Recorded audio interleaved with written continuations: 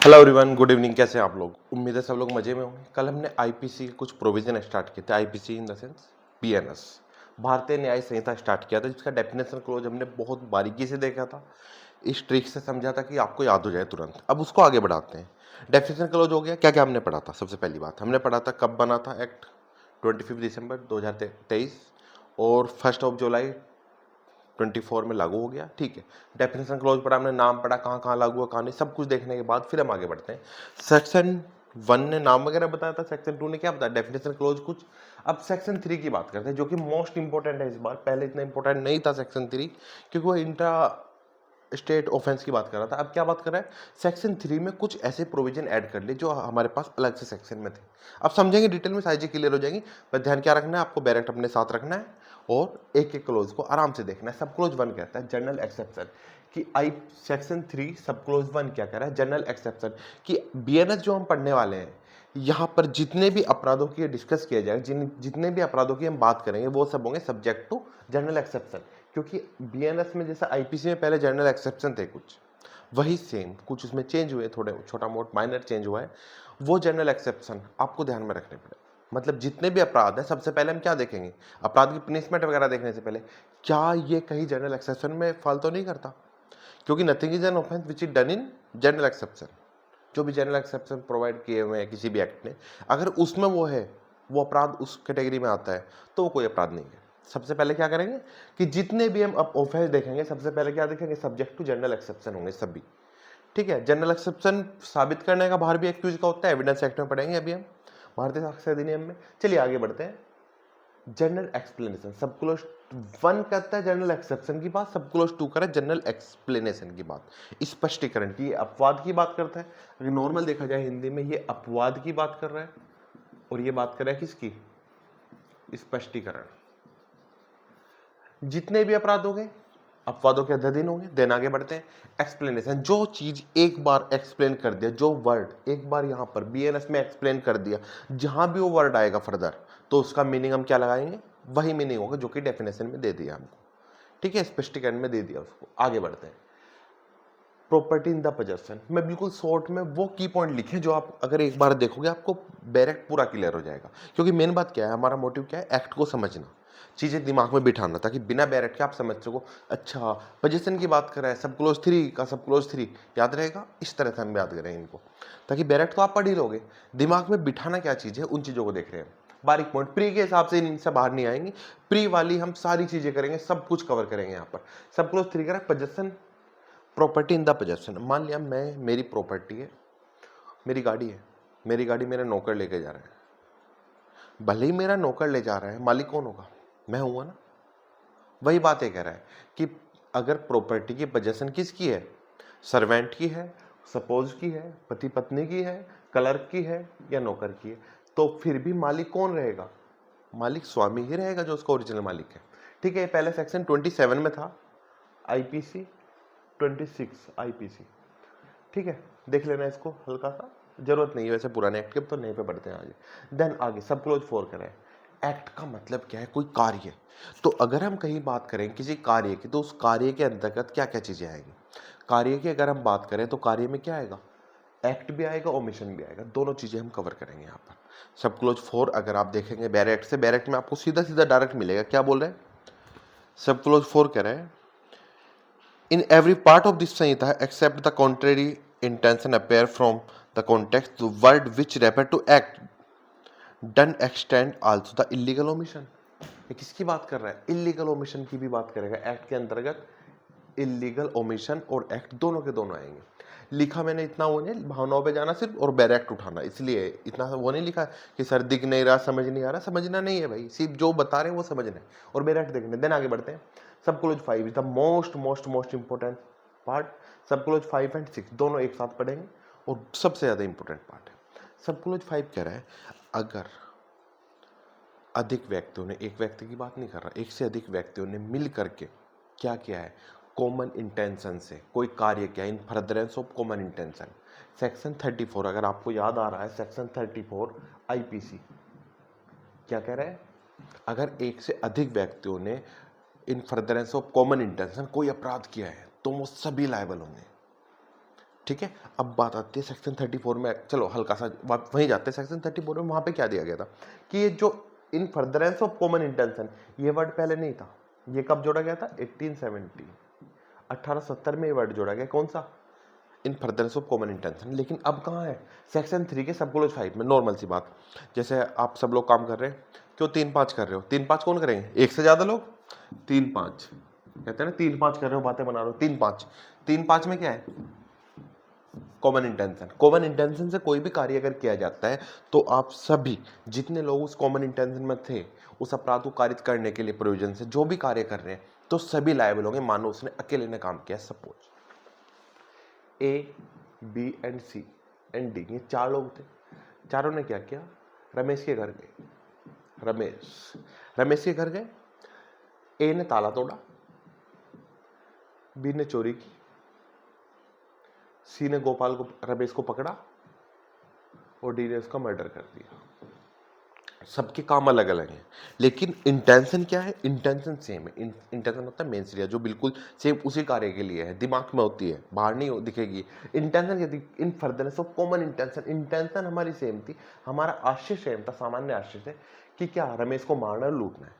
ये कहेगा साहब मैंने ताला तोड़ा, सिर्फ मैं क्यों लायबल होऊंगा?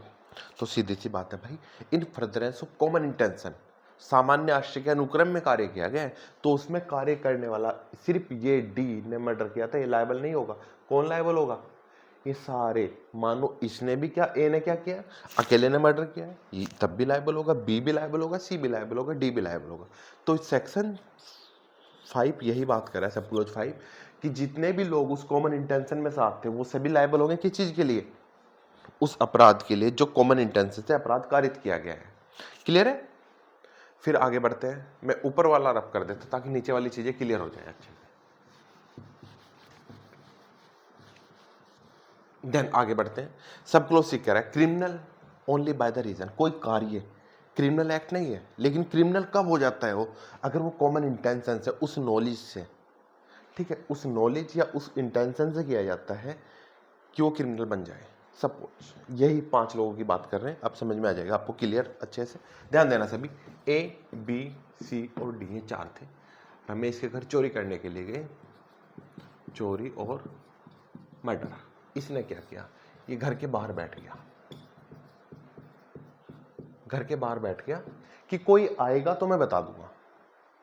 मैं घर के बाहर बैठा, कोई आएगा तो बता दूंगा। बी ने क्या किया? ताला तोड़ा। सी ने रमेश को, या सी ने चोरी की, डी ने मर्डर कर दिया। अब घर के बाहर बैठना कोई अपराध नहीं है।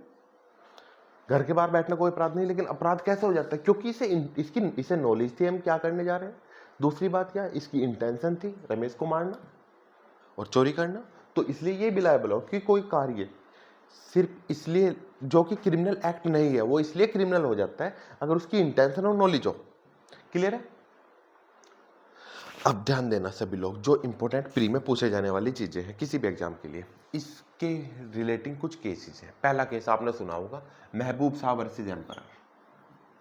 याद आ रहा है? प्री में बार बार पूछा जाएगा, नोट कर लेना, ताकि प्री के लिए कर रहे हैं फिलहाल। मेंस के लिए तो अंदर वाली चीजें, केस के अंदर के हेड नहीं लिखा रहे, मेन मेन चीजें बता रहे। ये इसने सिमिलर इंटेंशन और कॉमन इंटेंशन में अंतर बता। देन आता है अच्छा, इस महबूब साहब वाले केस को बोला जाता है कौन कौन सा? Indus river case. पूछ लेते हैं, which one of the following case is known as the name of Indus river case? Mahboob Shah versus emperor वाले केस को क्या बोला जाता है? Indus river case. और इसमें क्या बताता है? सिमिलर इंटेंशन और कॉमन इंटेंशन में अंतर। देन आगे बढ़ते हैं, Barendra Kumar Ghosh versus emperor. Barendra Kumar Ghosh versus emperor में क्या बताता है? कॉमन इंटेंशन और सिमिलर इंटेंशन को डिफाइन किया गया था पूरी तरह से। बारेंद्र कुमार घोष वाले केस को किस नाम से जानते हैं? Post master murder case. ये भी प्री में पूछा गया है। कौन सा केस है? बारेंद्र कुमार घोष। किससे रिलेटेड है? सेक्शन 5 से, 3 सब क्लोज 5 से, मतलब कॉमन इंटेंशन से। कॉमन इंटेंशन, और दूसरी बात, ये कॉमन इंटेंशन जो है ना, ये common intention rule of law है, ना कि कोई अपराध का गठन करता है। Common intention is just a rule of evidence. ये कोई अपराध गठन नहीं करता, ये भी प्री में पूछा जाता है। देन आगे बढ़ते हैं, ऋषिदेव पांडे वर्सेस यूपी ने ये बात कही है कि देखो कि हम कह रहे हैं कॉमन इंटेंशन होना जरूरी है। अगर कॉमन इंटेंशन है तो जितने भी लोग उसमें शामिल थे सभी लायबल होंगे। किस चीज के लिए? उस अपराध के लिए। मानो उसने अकेले वो अपराध किया है। हमने कहा ठीक है।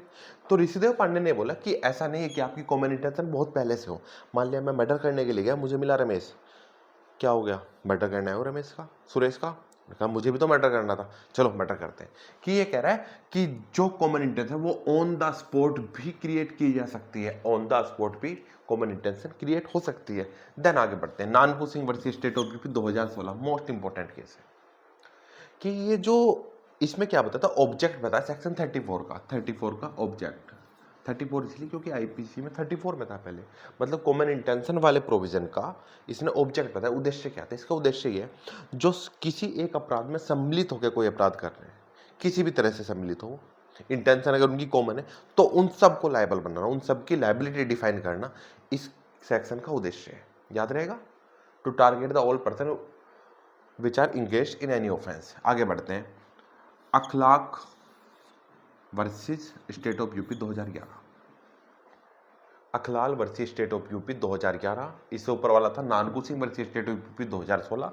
अखलाल वर्सेस स्टेट ऑफ यूपी 2011 ने ये बोला था कि अगर कोई भी, एक तरह से डेफिनेशन ही दी है, अगर कोई भी व्यक्ति उस अपराध में सम्मिलित है, ठीक है, और सभी मिलकर कोई कार्य कर रहे हैं, भले उनके कार्य अलग अलग हो, भले उनके कार्य सेम एक जैसे ना हो, अलग अलग हो, लेकिन इंटेंशन सेम हो, नॉलेज सेम हो, तो वो सभी लायबल होंगे, जॉइंटली लायबल होंगे सभी। और कैसे लायबल होंगे? सेपरेटली। मानो अकेले व्यक्ति ने वह अपराध किया है, जो सजा उसे मिलती है वो सबको अलग अलग वही सजा मिलेगी। बताइए यहां तक क्लियर है कि नहीं है सभी को? सेक्शन 5 एंड 6 क्लियर है? आगे बढ़ते हैं, सब क्लोज 7 कह रहा है इफेक्ट। ये कह रहा है मान लिया सपोज किसी के मर्डर का आरोप लगाया, मर्डर, मैंने क्या किया, ए और बी, ए ने क्या किया, एक रमेश की पिटाई की है। पिटाई तो छोटी सी होती है, ठुकाई की है, बढ़िया करके पिटा, और सुरेश उसको खाना नहीं देता था। इसका काम था खाना, चलो जेल वाला वही इलस्ट्रेशन पढ़ते जो आपके आईपीसी में है। जेल में है, एक जेलर था, उसने उसकी पिटाई करी, बहुत ज्यादा पिटाई करता है डेली, ठीक है, इतनी पिटाई नहीं की कि वो मर जाए, लेकिन इतनी की हाँ बुरा हाल हो जाए। और बी का काम था उसको खाना देना, और बी ने उसको खाना नहीं दिया, इसकी ड्यूटी थी, लेकिन खाना इतना दिया है, खाना दिया है लेकिन इतना दिया कि वो मरे ना। अब हुआ क्या है, इसने पार्टली ओमिशन किया है, इलीगल ओमिशन, इसने पार्टली एक्ट किया है। भले ही पार्टली एक्ट हो पार्टली ओमिशन हो, ये पूरी तरह से मर्डर के लिए लायबल हो, क्योंकि इसके पीटने की वजह से मरा है और इसके पूरा खाना ना देने की वजह से, दोनों मिल गए तो ये अपराध बन जाता है। Effect of the partly act and the partly omission exam में नहीं आएगा, पढ़ लेना सिर्फ, ठीक है। बस इस सेक्शन में इतना ही है। आगे सब क्लोज नेक्स्ट दिया है, उसमें थोड़ी सी बात कही है, कुछ नहीं है, हल्का सा पढ़ के देख लेना। ये बताइए सेक्शन 3 क्लियर हुआ कि नहीं हुआ सभी को? अगर सेक्शन 3 क्लियर है तो आगे बढ़ते हैं सेक्शन 4। सेक्शन 4 में ज्यादा कुछ नहीं है, इसलिए थोड़ा सा देखेंगे। सेक्शन 4 बात कर रहा है पनिशमेंट की। पनिशमेंट कितनी है? नंबर 1, पहला क्वेश्चन तो ये बनता है पनिशमेंट कहाँ दी गई है बीएनएस के अंतर्गत, और कितने टाइप की पनिशमेंट है। नंबर 1 पनिशमेंट कौन सी आएगी? डेथ पेनल्टी, दूसरी लाइफ इंप्रिजनमेंट,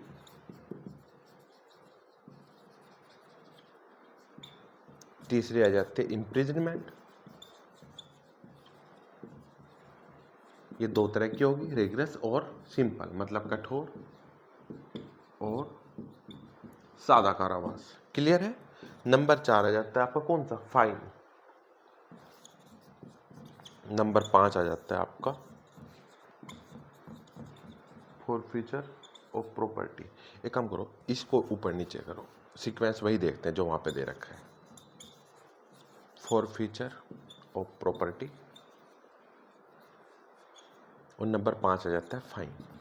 ये कह रहा है कौन कौन सी पनिशमेंट हम किसी अपराध के लिए दे सकते हैं आईपीसी के अकॉर्डिंग। और नंबर 6 में क्या दिया? नंबर 6 बात करता है आपका कम्युनिटी सर्विसेज।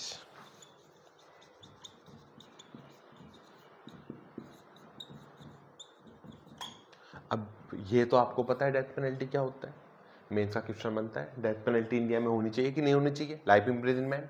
मेंस का क्वेश्चन बनता है लाइफ इम्प्रिजनमेंट का मतलब क्या है, कितने टाइम तक का इम्प्रिजनमेंट लाइफ इम्प्रिजनमेंट कहलाता है। ठीक है, फॉरफीचर प्रॉपर्टी के लिए तो आप पढ़ेंगे अभी 84, 85, 86, 87 BNS की बात कर रहे हैं हम। IPC में कहाँ था ये, BNSS की बात कर रहे हैं। चलिए आगे बढ़ते हैं। फाइन आता है कम्युनिटी सर्विसेज का मतलब क्या, आपने कोई अपराध किया है, छोटा मोटा अपराध है तो क्या करेंगे, पनिशमेंट ना दे करके कह देंगे ये वृद्धाश्रम है 10 दिन तक सेवा करो, यहाँ 4 दिन तक यहाँ पे सेवा दो, 5 दिन तक यहाँ ये करो वो करो। ये मतलब छोटे छोटे अपराधों में, पेटी ऑफेंसेस में इस तरह की पनिशमेंट दे सकते हैं। कौन कौन देता है, judicial magistrate class, second class भी दे सकता है, फर्स्ट क्लास भी देता है, इनको भी ऑलरेडी इनकी पावर है, बाकी तो सब दे सकते हैं ऊपर वाले। चलिए सेक्शन 3 और सेक्शन 4 हमने पढ़ा, लेकिन इसमें बहुत सारे मेन पॉइंट कवर हुए हैं जो किसी भी आने वाले एग्जाम के लिए बहुत इंपॉर्टेंट है। जैसे प्री हो गया, प्री में तो आनी ही सारी चीज़ें, अगर आपने इतना भी तैयार कर लिया जितना इस क्लासेज में कराया, क्लासेज कंटिन्यू चलेगी 30 से 40 दिन में इसको BNS को कंप्लीट कवर कर देंगे। अगर आपने इतनी क्लासेज भी कंप्लीट कर ली, भले आपने कहीं से क्लासेज ले रहे हो या नहीं ले रहे हो, ठीक है, तो भी आपका प्री किसी भी एग्जाम का तैयार हो जाएगा। ठीक है, और गाइज इस वीडियो को ज़्यादा से ज़्यादा शेयर करो, जितने भी आपके दोस्त हैं, साथी वाथी, सारे ग्रुप वगैरह हर जगह शेयर कर दीजिए। और सब्सक्राइब तो आप कर ही दोगे, वो मैं कहता नहीं वैसे कभी, लेकिन कर दीजिएगा। चलिए ओके एवरीवन, मिलते हैं जल्दी एंड ऑल द बेस्ट।